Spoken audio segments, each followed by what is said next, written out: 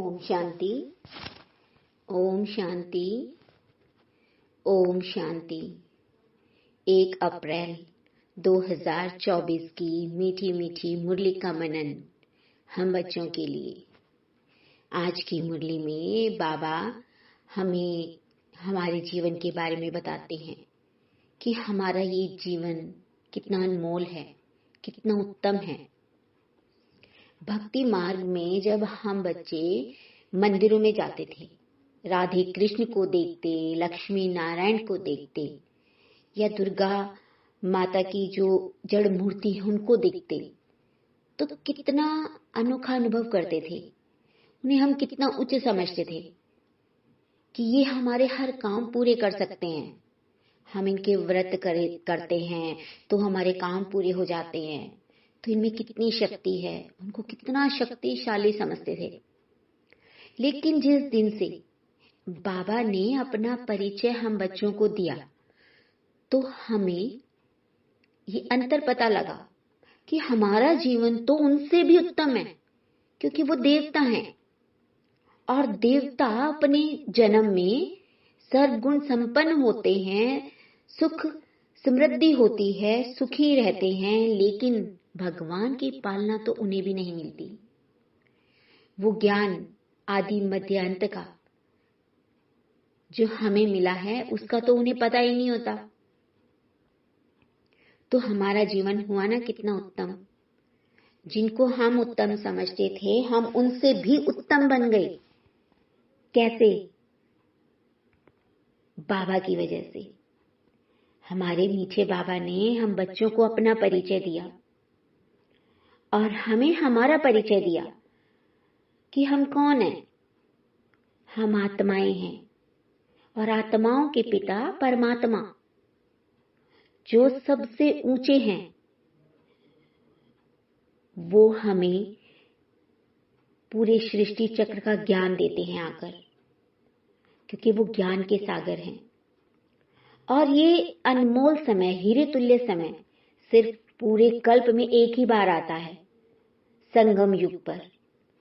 जिस समय हम बाबा की पालना में पलते हैं, वो हमें बाप बनकर हमारी संभाल करते हैं, टीचर के रूप में पढ़ाते हैं, सतगुरु के रूप में हम बच्चों को वरदानों से नवाजते हैं। गुरु तो देखो, लौकिकता में अगर देखा जाए, अगर किसी बच्चे का पिता टीचर है भी तो वो अपने बच्चे का गुरु नहीं बनता, क्योंकि बच्चे अपने पिता की बात मानेंगे ही नहीं। उन्हें लगेगा कि, और माना अगर ये मान भी लेते कि चलो वो उनको गुरु भी मानता है, तो वो सतगुरु नहीं होगा, क्योंकि सतगुरु तो सिर्फ एक शिव बाबा है ना। अगर कोई पिता बाप का भी रोल कर रहा है और टीचर भी है, चलो वो लौकिकता में टीचर है, अपने बच्चे को पढ़ा भी देता है और गुरु बन के उसको समझा भी रहा है, लेकिन जो हमें हमारे सतगुरु से मिलता है वो अपने उस लौकिक बच्चे को नहीं दे सकता। क्योंकि लौकिक बाप कभी भी पवित्र बनने का वरदान नहीं देता, पवित्र रहने की शिक्षा नहीं देता, बेहद का वर्षा नहीं देता, सिर्फ एक जन्म का ही उसको सुख देता है, 21 जन्मों का नहीं देता। और जो संस्कार बाबा हम में भरते हैं, देवताई संस्कार, दैवी गुण, वो कोई लौकिक बाप नहीं भर सकता। क्योंकि लौकिक बाप की एक चाहना होती है, जब वो अपने बच्चे को पाल रहे होते हैं ना, तो उनकी एक चाहना होती है कि जब ये बड़ा होगा तो ये कमाएगा, फिर इसकी शादी होगी, वंश बढ़ेगा, और जब हम बुजुर्ग होंगे तो फिर ये हमारी देखभाल करेगा। अर्थात वो स्वयं ही अपने बच्चे को पतित पने की राह पर डालते हैं, उसकी शादी करवाते हैं। लेकिन हमारा शिव बाबा हम बच्चों को पवित्रता की राह दिखाते हैं और हमसे कोई चाहना नहीं रखते, बेहद का वर्षा देते हैं।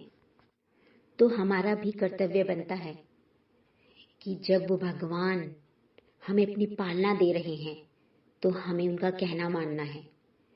जो हम कौड़ी मिसल हो चुके थे, अब तक पत्थर बुद्धि बन गए थे, अब जब बाबा हमें रोज समझाते हैं तो वो हमें धारण करना है। अर्थात जो हमारे पुराने स्वभाव संस्कार, जिनको हम अपना बनाकर बैठे थे, उनको छोड़ना है, विकारों से परे होना है। क्योंकि जब हम कहते हैं ना कि भगवान सर्वव्यापी है, तो सर्वव्यापी क्या है इस समय? इस समय चारों ओर विकार ही विकार हैं। कोई भी बहुत, जहां तक भी मतलब हम देखें, कोई भी मनुष्य आत्मा ऐसी नहीं दिखाई देगी जिसमें कि कोई भी विकार ना हो। किसी में क्रोध का, किसी में काम विकार, और कुछ नहीं तो मोह जरूर होगा। कोई अपने बच्चों से मोह करता होगा, किसी को किसी वस्तु से मोह होगा, या कोई लोभ में होगा। कहीं ना कहीं कोई ना कोई विकार अवश्य होता है। तो माया जो है, ये 5 विकार वो सर्वव्यापी हो गए हैं। लेकिन सब मनुष्य आत्माएं क्या कहती हैं कि परमात्मा सर्वव्यापी है, तो बाप सर्वव्यापी कभी नहीं हो सकता। तभी तो बाबा क्या कहते हैं कि मैं अपकारियों पर भी उपकार करता हूँ, कि तुम बच्चों ने मेरी कितनी ग्लानि की, फिर भी मैं तुम्हें बहुत कुछ देने आया हूँ, बेहद का वर्षा देने आया हूँ, विश्व का मालिक बनाने आया हूँ, तुम्हें राजाई पद देने आया हूँ, तुम्हें हीरे तुल्य बनाता हूँ।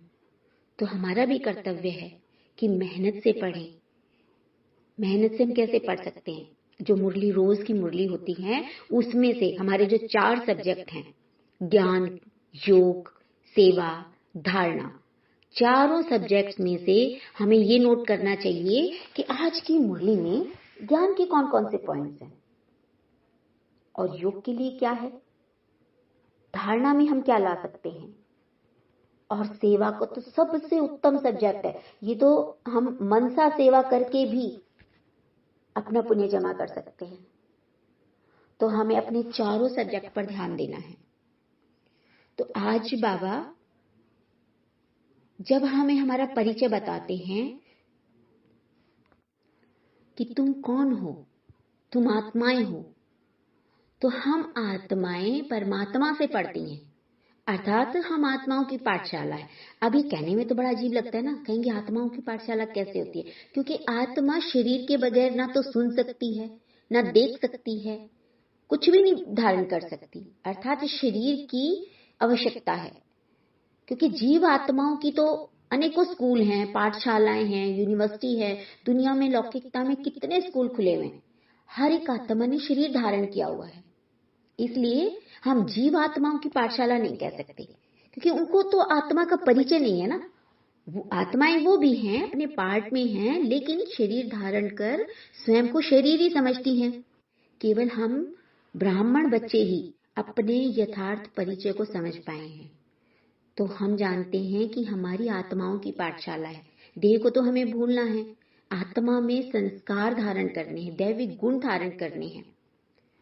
तो हमारा कर्तव्य है कि हमें ये पढ़ाई बड़े ध्यान से पढ़नी है, क्योंकि हमारी जो पढ़ाई होती है ना, वो एक जैसी पढ़ाई पूरे विश्व में, हर देश में यही मुरली चल रही होगी। अभी एक ही मुरली पूरे विश्व में सभी बच्चे पढ़ रहे हैं, सभी ब्राह्मण बच्चे।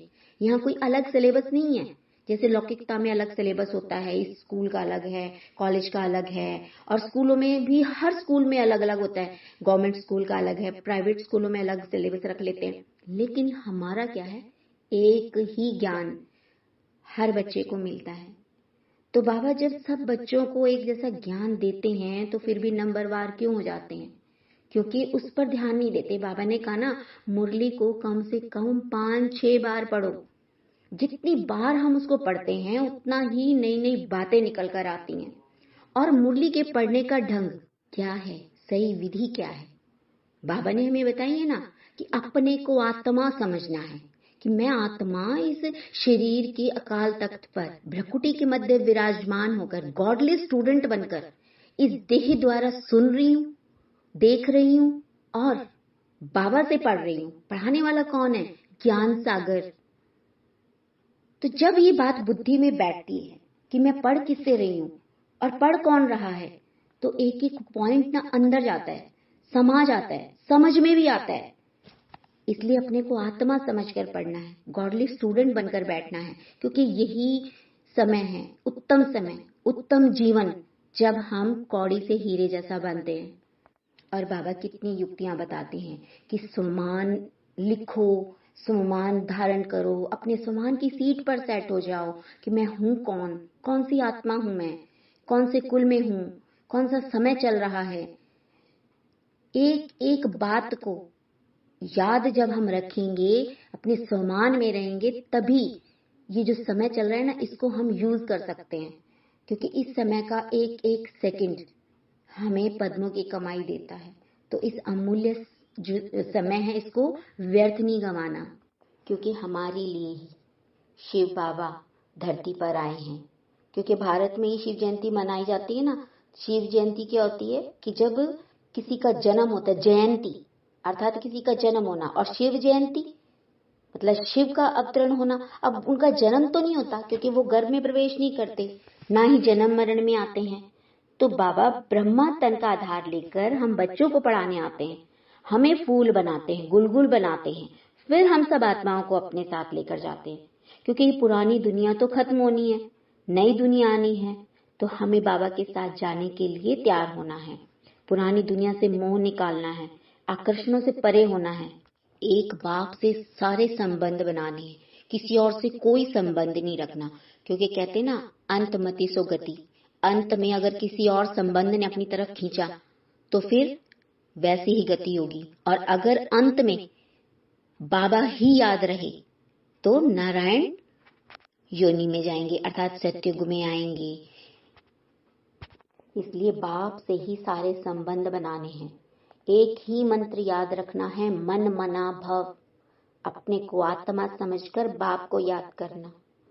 जितना जितना याद में रहेंगे, उतना उतना आत्मा पावन बनेगी।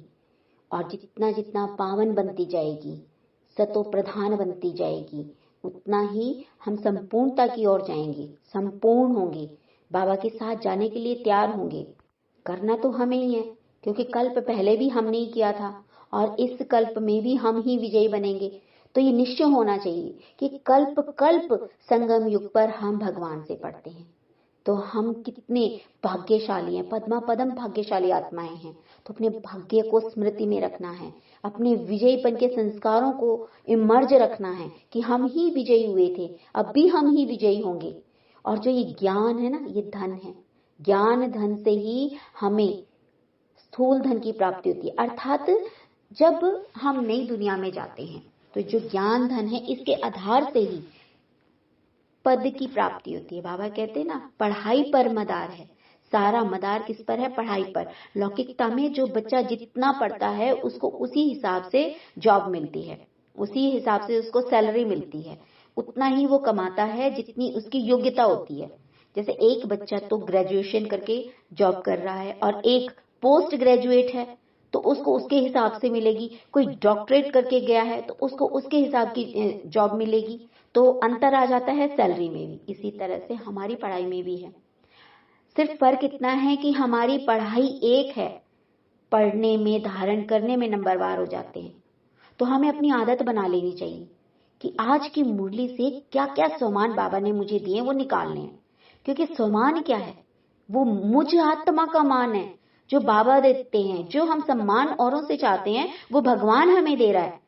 आज देखो, बाबा ने हमारा ये जीवन ही कितना उत्तम बताया, देवताओं से भी उत्तम। देवताओं को भी भगवान नहीं पढ़ाते, उनको तो उनका भी परिचय नहीं होता। क्योंकि कहावत है ना, दुख में सिमरन सब करे, सुख में करे ना कोई। तो अब वो सुख में होते हैं तो वो सिमरते ही नहीं है, उनको तो पता भी नहीं होता कि भगवान है भी या नहीं है। द्वापर के बाद से जब आत्माएं पतित होने लगती हैं, विकारों में जाने लगती हैं, तब वो भगवान को पुकारती हैं। और तब उन्हें ये लगता है कि भगवान हमारी इच्छाएं पूरी करेगा। और अंत में जाकर संगम पर वो हमें मिलते हैं। अर्थात उनको पुकारते भी हम हैं और हमें ही वो मिलते हैं। लेकिन सुख में हम उन्हें नहीं याद करते। मतलब जो जीवन देवताओं का होता है उसमें भगवान की प्राप्ति नहीं होती, ना सिमरण होता है। भले ही हम सिमरन करते हैं भक्ति में, लेकिन अनुभव तो करते हैं ना उनके प्यार का, उनसे प्राप्तियां तो कर लेते हैं, भले ही अल्पकाल की। लेकिन देवताओं को तो वो भी नहीं है, वो तो यहाँ की ही प्रारब्ध भोगते हैं। तो ये हमारा जो जीवन है, आस्तिक जीवन, जिसमें कि हमने सच्चे सच्चे आस्तिक हम बने हैं, जिसमें भगवान का हमें साथ मिला है, ये पूरे कल्प में एक बार होता है। तो आज देखो बाबा ने कितने सम्मान दिए हैं। हम सच्चे सच्चे आस्तिक आत्माएं हैं। हम उत्तम से भी उत्तम जीवन जीने वाली हीरे आत्माएं हैं।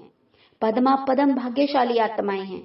ईश्वरीय परिवार में ईश्वर की पालना में पलने वाली आत्माएं हैं, कल्प कल्प की विजयी गॉडली स्टूडेंट। देखो हमारे लिए कितने सम्मान हैं, कितने उच्च सम्मान बाबा ने दिए हैं।